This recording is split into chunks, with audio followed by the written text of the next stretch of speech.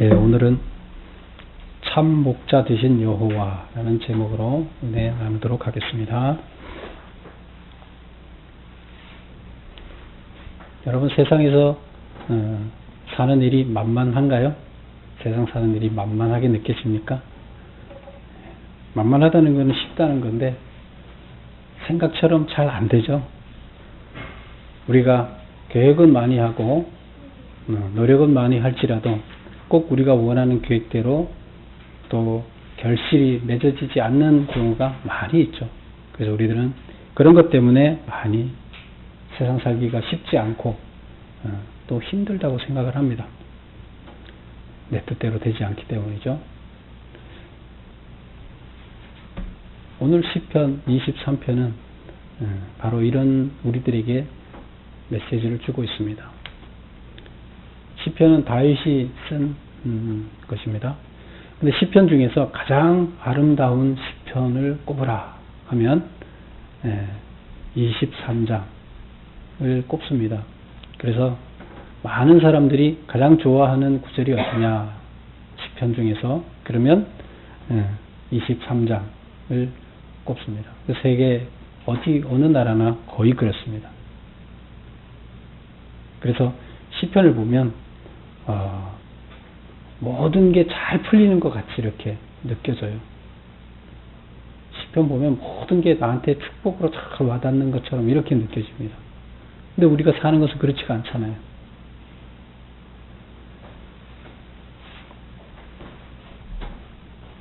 오늘 우리가 다윗을 보면 다윗은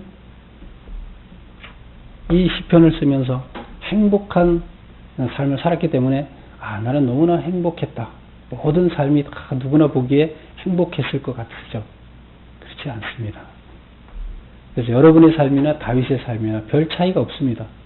어쩌면 여러분의 삶보다가 다윗의 삶은 더 힘들었을 거예요.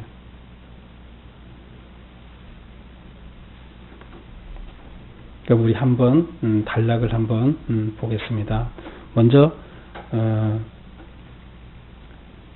우리가 1절부터 3절까지 이렇게 보면 1절부터 3절까지는 다윗이 목자 대신, 참 목자 대신 하나님을 찬양하고 그 목자로부터 오는 복을 누리는 어린 양이, 그 양이 복을 누리는 이런 모습을 볼 수가 있어요. 다시 한번 읽어볼까요? 여호와는 나의 목자시니 내게 부족함이 없으리로다. 부족한 게 없대요. 목자하고 양하고 이런 관계를 얘기하면서 나는 부족함이 없다. 그가 나를 푸른 풀밭에 누이시고 쉴만한 물가로 인도하시는도다. 푸른 풀밭으로 나를 인도해요. 양한테 있어서 푸른 풀밭은 최고죠. 예, 푸른 풀밭만큼 좋은 데가 없어요. 근데 이스라엘의 땅 그 자체를 여러분들이 대충은 알고 있죠. 근데 보면 이스라엘이 비옥한 땅인가요? 그렇게 초원이 무성한 땅은 아니잖아요. 사막이 더 많고 엄준한 산맥이 있고 광야도 많고. 그래서 그런데 그 중에서 푸른 풀밭이라는 건 대단히 귀한 거예요.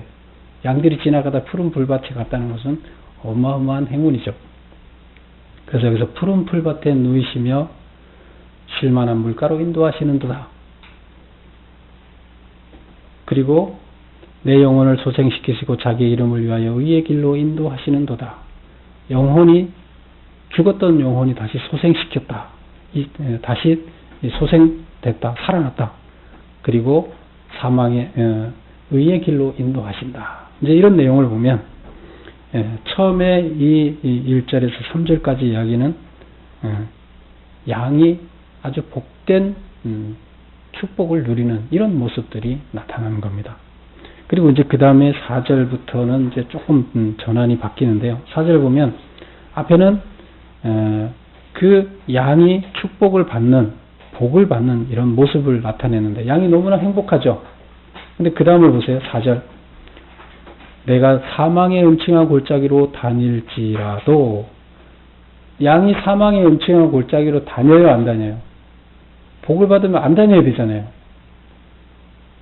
다닌다는 거 얘기를 합니다. 사망의 음침한 골짜기로 다닐지라도 해를 두려워하지 않는다. 살고 있는 것은 사망의 음침한 골짜기를 다녀야 돼요. 그래도 그러면 두렵잖아요. 우리가 두려울 수밖에 없죠.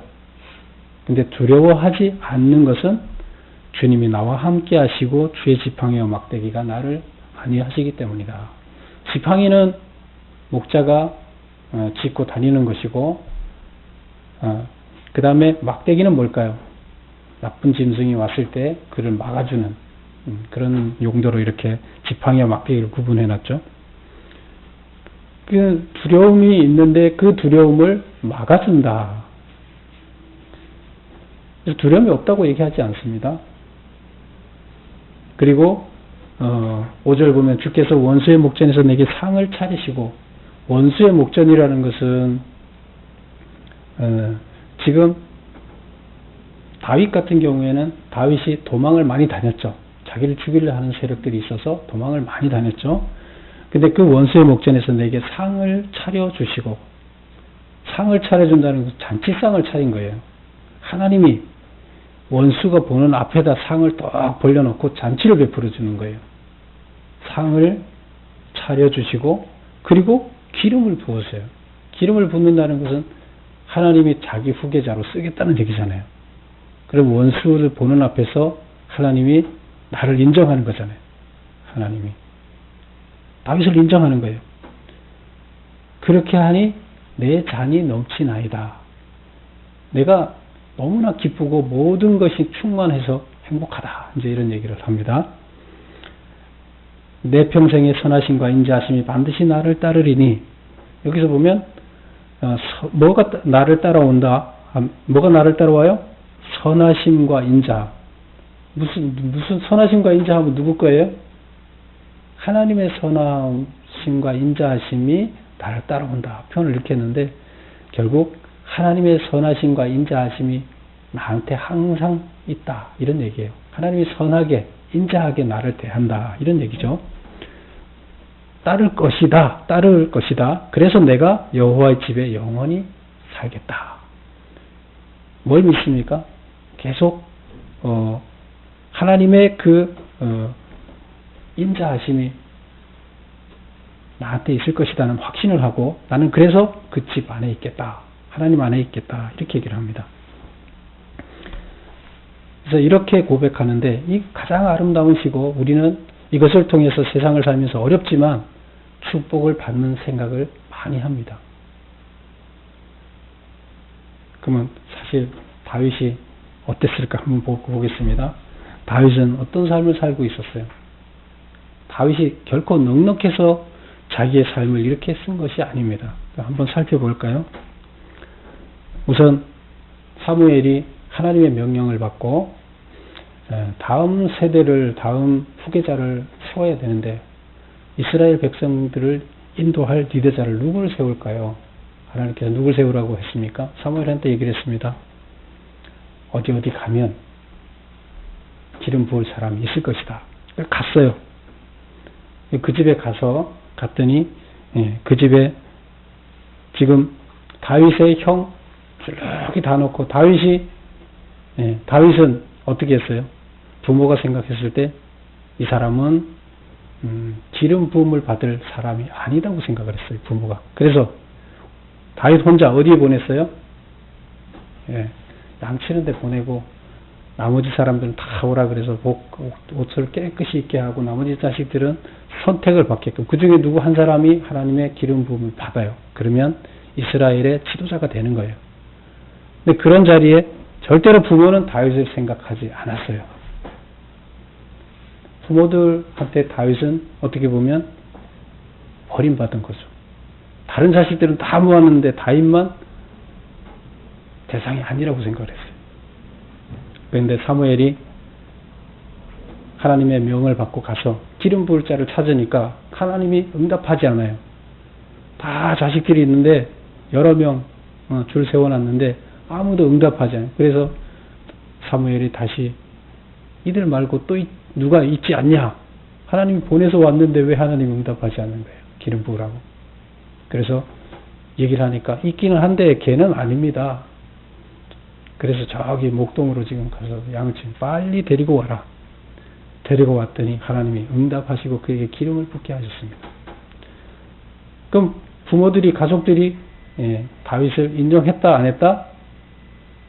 안 했어요. 그런 다윗이에요. 그 다음에 이제 기름 부음을 받고 나서 또 목동을 하면서 목동일을 열심히 하다 보니까 그 수금 뭐 이런 걸 잘해요. 하면서 혼자서 그런 괴로움을 달래면서, 그래서 왕이 사울 왕이 괴로울 때 그걸 잘 타는 사람을 찾아서 마음을 달래려고 하는데 찾다 보니까 다윗이 찾아졌어요. 그래서 다윗이 거기 가서 소년이면서 그것을 하면서 왕이 슬플 때 그 마음을 달래주는 일을 하게 돼요. 그리고 또 결정적으로 나중에 골리앗이라는 블레셋 나라와 싸우게 되는데, 그 나라에 그 골리앗 장군이 와서 싸울 때 아무도 대적을 하지 못해요. 왜요? 그는 거대한 키를 가졌어요. 우리 그 앞에서도 봤죠? 2배예요, 2배. 키가 거의 4m에 가까워요. 힘도 장사죠. 근데 그런 민족인데 그 중에서도 아주 장군이에요. 아무도 상대를 못하고 있는데, 다윗은 바로 물맷돌로 그 양을 치던 늑대들이 쫓아올 때 그 할매를 던져서 그 늑대들을 쫓았던 그 실력을 발휘해서 결국 그들을 물리치고 맙니다. 그리고는 온 백성들에게 인기맨이 되는 거죠. 그리고 아울러서 또 왕으로부터 질투의 대상이 돼서 다음 저 사람이 왕이 되면 자기 자식들에게 그 왕자리를 물려줄 수가 없잖아요. 그래서 사울은 질투하게 됩니다. 그리고 결국 다윗을 현상금을 걸고 죽이게 됩니다. 모든 군대가, 이스라엘 모든 군대가 그를 찾아서 그를 쫓아서 죽이려고 합니다. 뭐 이스라엘 군대가 다 하는데 어떻게 혼자서 살아남아요? 여러분들은 자기를 죽이려고 하는 사람이 있어요? 지금 여러분을 죽이려고 하는 사람이 있어요? 개인 중에서 나랑 어떤 나쁜 감정이 있어서 나를 죽이려고 하는 사람이 있으면 있다는 것 자체로서 우리는 너무 힘들어요. 누가 나를 미워만 해도 힘든데 나를 죽이려고 작정을 하고 대든다고 생각해 보세요. 그러면 너무 힘들어요. 그런데 국가 전체가 그 사람을 죄인으로 몰아서 죽이려고 군대를 이끌고 찾는다. 현상금을 걸고. 그러면 어떻게 생각해요? 여러분 어떻게 하겠어요? 살 의욕이 없어요. 어떻게 살겠어요? 지금 우리 앞에 작은 문제 하나 닥쳐도 우리는 그것 때문에 무너지는데 뭘 할 수 있다고 할 수 있어요? 지금 취업이 안 된다고 그것 때문에 힘들어서 세상 살 수 없다고 포기하는데, 이들은 이렇게 포기하는데 다윗은 뭘 할 수 있겠어요? 어떻게 보면 철저하게 다윗은 가장 큰 위험에, 가장 큰 어려움에 노출된 사람이었어요. 그 누구보다도. 여러분의 삶하고 비교해 보세요. 그리고 또 첫 번째 결혼을 했죠.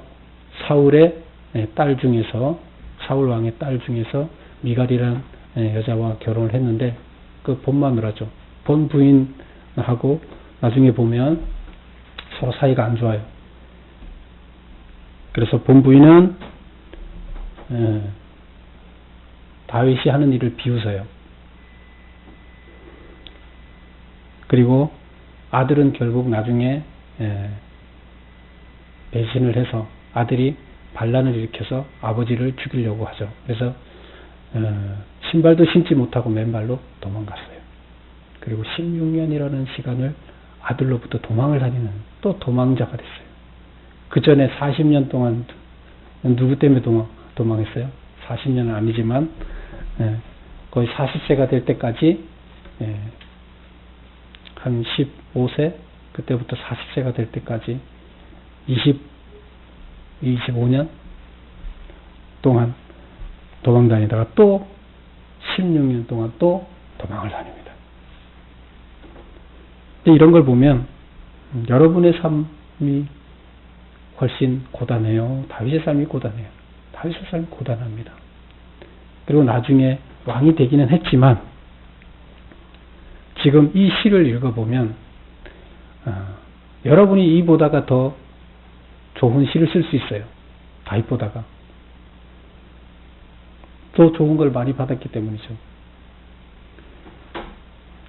그런데 다윗은 이러한 고난과 궁핍 속에 살았지만 부족함이 없다고 생각합니다.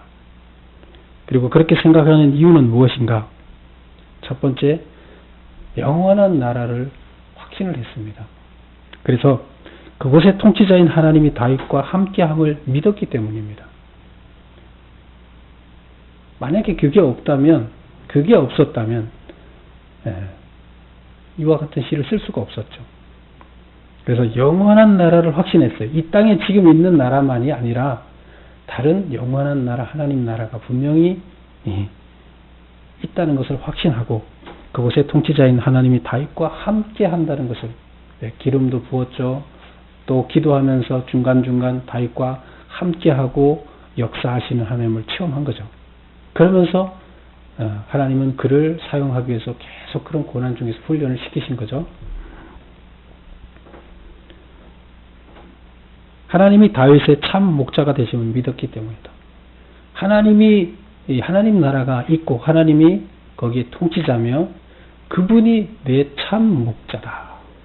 여러분이 인생을 살면서 여러분이 멘토로 모실 수 있는 사람, 존경할 수 있는 사람 하나만 있더라도 그 사람은 삐뚤어지지 않습니다. 절대로 한 명만 있으면. 우리 이 학자들이 연구를 했는데, 심리학자들이 많은 연구를 했어요.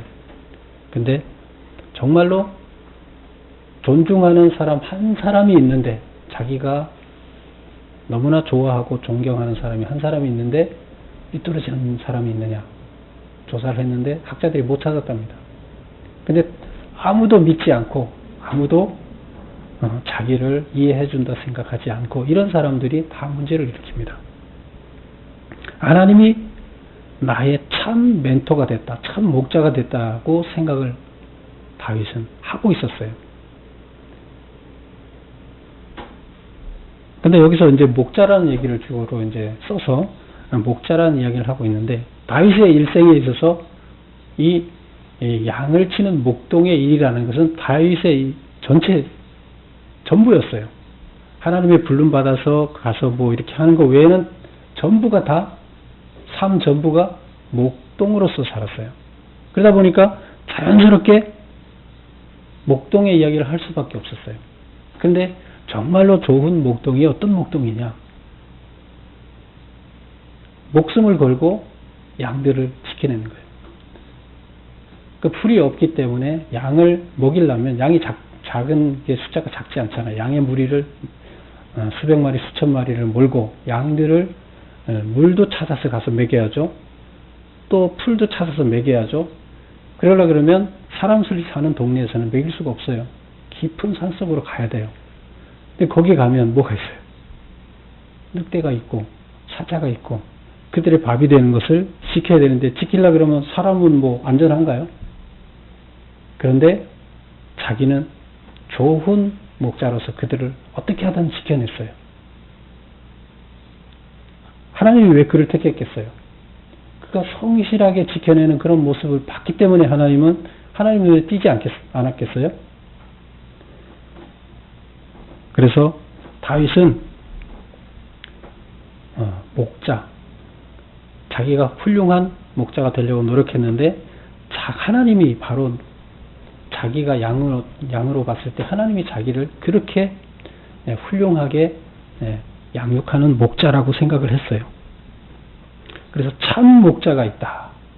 자기가 존중할 수 있는 참 목자가 있다. 이렇게 생각하고, 그럼 양에 비유해서 이렇게 이제 설명을 합니다. 그리고 참 목자가 어떤 건지를 이제 뒤에 가서 설명을 합니다. 그리고 하나님의 보호하심과 구원하심을 믿었기 때문입니다.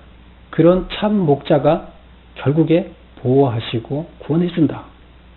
그 19에 나오는 거죠. 그 다음에 하나님의 축복에 대한 확신을 가졌기 때문이다. 하나님이 상을 원수 앞에서 나한테 상을 차려주고 기름 부어주시고 확신을 가졌어요. 그래서 나는 결코 이 하나님의 집에서 떠나지 않겠다. 이렇게 이야기를 하는 겁니다. 신앙이 좋습니까? 안 좋습니까? 예.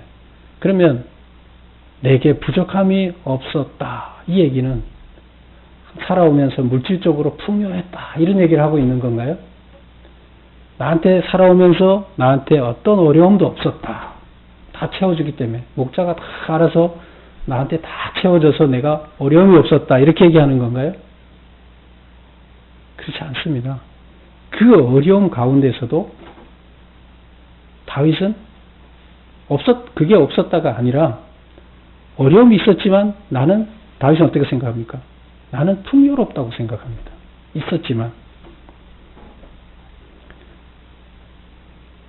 그래서 참 목자 안에 있는 양이 누리는 복에 대해서 구체적으로 한번 더 살펴보면 부족함이 없도록 채워주신다. 이런 얘기는 우리가 느끼는 여러 가지 부족함이 여호와의 동행하심보다 작게 느껴진다.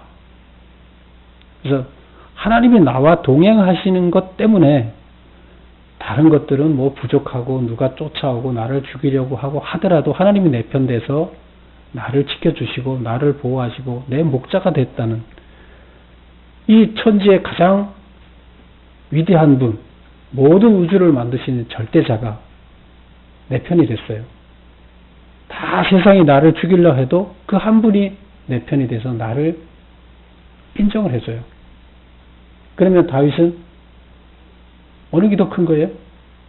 다윗 입장에서 정말 하나님이 절대자인 것을 확실히 알고 믿는다 그러면 세상 사람들이 다 욕을 하고 자기를 죽이려고 해도 그것 때문에 절대 굴하지 않는 거죠.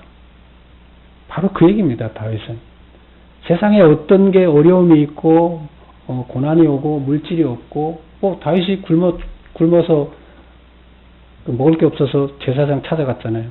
그러니까 제사장이 나도 줄 건 없는데 이 제사장이 먹어야 하는데 지금까지 준 역사가 없지만 이거 주겠다. 제사상에 성전에 있는 떡을 줬잖아요. 그것까지 먹었잖아요. 다윗이 배 안 굶었나요? 도망다니면서 배 굶었어요. 도망다니면서 자기 또 데리고 온 그 부하들 먹여 살리기 위해서 몇백 명 부하가 늘어날 때마다 그들을 위해서 어떻게 또 고생을 했나요? 그런데 부족함이 없다. 왜? 절대자 하나님이 내 멘토고 나를 인정해 주기 때문에 그런 것들은 내가 아무것도 아니라고 생각하는 거예요. 그리고 풀밭에 눕게 한다는 것은 양이 배가 부르면 풀밭에 눕지만 배가 안 부르면 풀밭에 눕겠어요? 안 누워요. 열심히 뜯어 먹어야죠. 그러니까 하나님이 배를 부르게 해줬다는 얘기예요. 그리고 이제 양들은 겁이 많아요. 물살이 막 이렇게 급하게 가는 데는 절대로 안 들어가요. 그런데 쉴만한 물가라는 것은 물이 잔잔해서 안전한 곳이라는 거예요. 그러니까 이 얘기는 뭐냐 하면 하나님이 보호하셔서 편안하게 해줬다. 병도 없게 해주고 편안해야 물가에서 편안하게 쉴 거 아니에요. 아픈데 편안하게 쉬겠어요? 지금 다윗은 양이 풀밭에 누운 것 같은 편안함을 느끼고 있다는 거예요. 누구 안에서? 하나님의 품 안에서. 그래서 적의 위험과 온갖 염려로부터 해방되게 하신다. 실제로 다윗은 어때요? 그 위험 속에 노출되어 있어요. 계속 쫓아다니고 죽이려고 하고 여러 가지 위험이 있어요. 그런데 그 마음속에는 뭐가 있다? 내 편된 하나님, 그 하나님을 믿고 그 하나님 안에 주시는 평안과 위로가 내 안에 있다. 이런 얘기를 하고 있습니다. 그 다음에 3절에 나오는 의의 길로 인도하신다. 때에 따라 우리의 고난과 궁핍은 하나님의 눈에는 영혼을 소생시키는 축복이다. 양은 눈이 10m밖에 못 본대요. 우리 사람은 멀리 보잖아요. 근데 10m 이상은 보이지 않는데요, 양의 눈에는. 그래서 10m를 못 보니까 10m 좀 더 지난 곳에 어떤 늑대가 나타나도 보지 못해요. 자기 위험이 도사렸는데도 위험한지를 몰라요. 절벽이 있는데도 거기 떨어질지 모르고 그냥 달려가요. 그래서 누군가가 제재해줘야 안전하게 보호가 될 수 있어요. 그게 양이에요. 그래서 양은 자기가 막 가고 싶은데 못 가게 제재를 하게 되면 못 가게 제재하는 게 양한테 좋은 거예요. 그냥 놔두는 게 좋은 거예요. 놔두는 게 좋은 거 아니에요. 놔두는 건 죽음의 길이에요. 양이 뛰어가는 대로 놔두면 죽어요. 우리 인생은 양이잖아요. 우리가 원하는 대로 뛰어가면 우리가 죽어요. 그래서 어떻게 합니까? 우리는 근시안적인 눈을 가지고, 하나님의 시각에서 봤을 때 우리는 너무나 근시안적인 거 가지고 그 눈으로 바라보고 영원한 세계에서 영원한 삶을 우리는 찾아야 되는데 그걸 보지 못해요. 그리고 그냥 이 땅에서 그 좁은 눈으로 절벽이 앞에 있고 늑대가 앞에 있는데 그냥 사망의 길로 그냥 가는 거예요. 늑대 앞으로 달려가는 거예요. 그게 우리의 삶이에요. 그래서 우리가 가고자 하는 길은 의의 길이 아니에요. 생명의 길이 아니에요. 그것은 하나님이 막습니다. 근데 우리는 그러면 어떤 생각을 하냐면, 인생이 안 풀린다. 하나님이 나 안 도와주고 있다. 뭐야 도대체. 열심히 나는 기도하고 있는데 왜 하나님이 이렇게 안 풀어주는 거야. 우리는 그것이 바로 절벽이고 의의 길이 아니기 때문이에요. 하나님은 의의 길로 우리를 인도하시고 계십니다. 근데 우리는 그걸 모르고 불만하고 있습니다.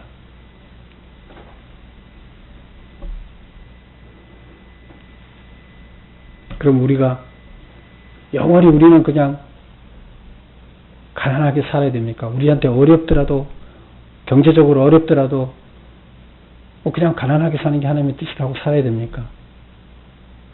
그런가요? 하나님이 우리가 가난하게 살기를 바라실까요? 아니에요.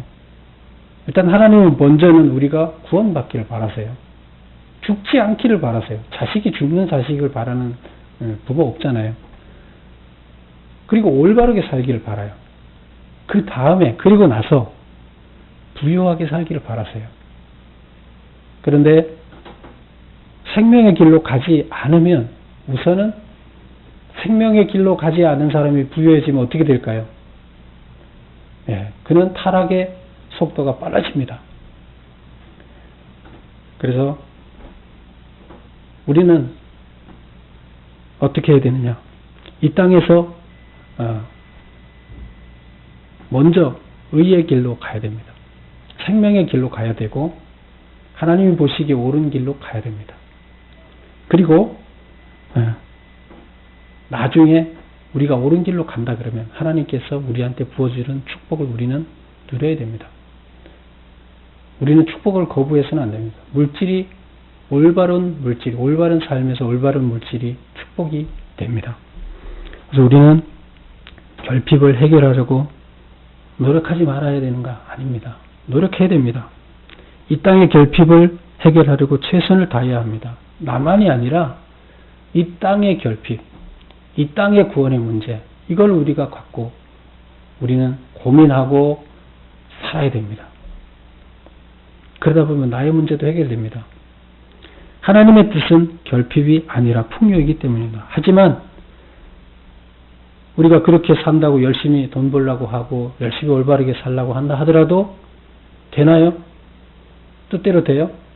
여러분 뜻대로 됐으면 다 부자 됐죠? 다 성공했죠? 근데 돌아보면서 다윗은 나중에 왕이 돼서 이걸 씁니다. 근데 돌아보면서 자기 그 어려운 삶 중에서 하나님이 다 의의 길로 지켜서 인도했다는 것을 고백을 하는 거예요, 지금.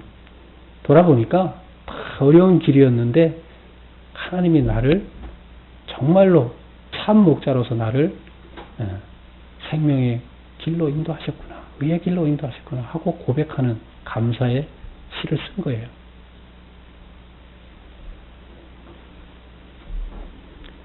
우리한테 다윗이 계속 좋은 결과가 나타나서 살아왔습니까? 아니에요. 우리한테 항상 좋은 결과가 나서 살아가고 있습니까? 아니에요. 그래서 결과는 하나님께 맡기고 순응해야 됩니다. 풍요도 축복이고 때에 따라서 결핍도 축복입니다. 만약에 이스라엘 백성들이 광야에서 광야 생활이 없었다면, 이스라엘의 백성들이 광야에 결핍이 없었다면 그들이 하나님 말씀을 제대로 배웠을까요? 뭘 배워요? 지금까지 살던 대로 살지 뭘 어렵게 그 삶을 택하고 살아요. 어쩔 수 없으니까 하는 거예요. 굶어 죽게 되니까 만나라도 먹는 거야. 만나 먹으면서 불평했잖아요. 만나 먹겠어요?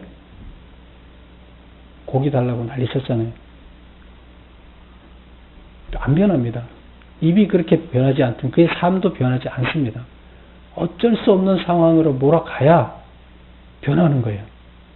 그럼 어쩔 수 없는 상황으로 몰아가는 것은 본인들이 봤을 때는 죽음의 길인 것 같지만, 너무나 힘들고 고난의 길인 것 같지만 하나님께서는 그들을 생명의 길, 구원의 길로 인도하신 겁니다.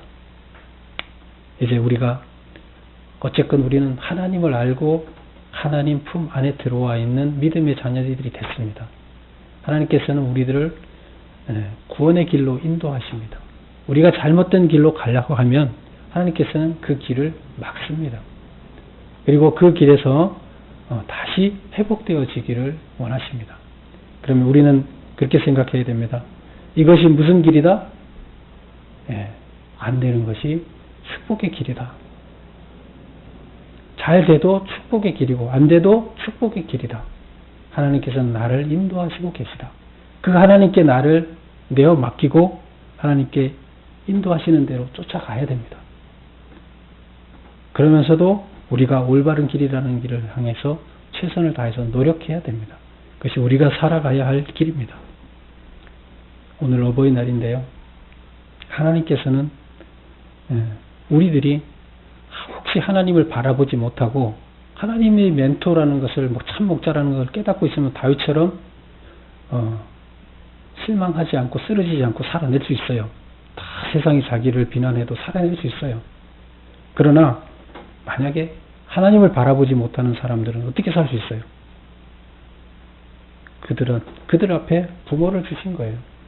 부모는 무슨 일이 있어도 자기 편이고 자기의 참 멘토로서 지켜주게끔 하나님의 심정을 넣어줘서 부모를 보내셨어요. 그래서 오늘 또 다윗은 하나님은 이야기합니다. 내가 이 땅에서 장수하려면, 잘 되려면 어떻게 되다? 부모를 잘 섬겨야 된다. 부모는 그를 이 땅에 존재하게 하는 거고 하나님이 세운 하나님의 종이에요. 하나님의 일의 대행자예요. 다시 말하면 하나님이에요. 자식은 부모를 대할 때 부모가 나의 하나님이어야 되는 거예요. 하나님이 자기의 손으로 할 수 없기 때문에 부모를 세워서 이 땅에서 다 누군가가 다 그를 아니라고 할 때도 부모는 그들을 일으킬 수 있는 한 명이 있는 겁니다. 그게 어머니고 아버지인 겁니다. 그래서 우리는 그런 부모님을 잘 섬기는 자가 하나님을 잘 섬기는 겁니다. 하나님을 잘 섬긴다는 것은 부모를 잘 섬길 수밖에 없는 겁니다. 여러분께서는 이제 이 5월 가정의 달 하나님의 이러한 오묘한 진리를 깨닫고 온전한 삶의 길로 나아가시기를 축원합니다. 기도하겠습니다. 아버지 하나님,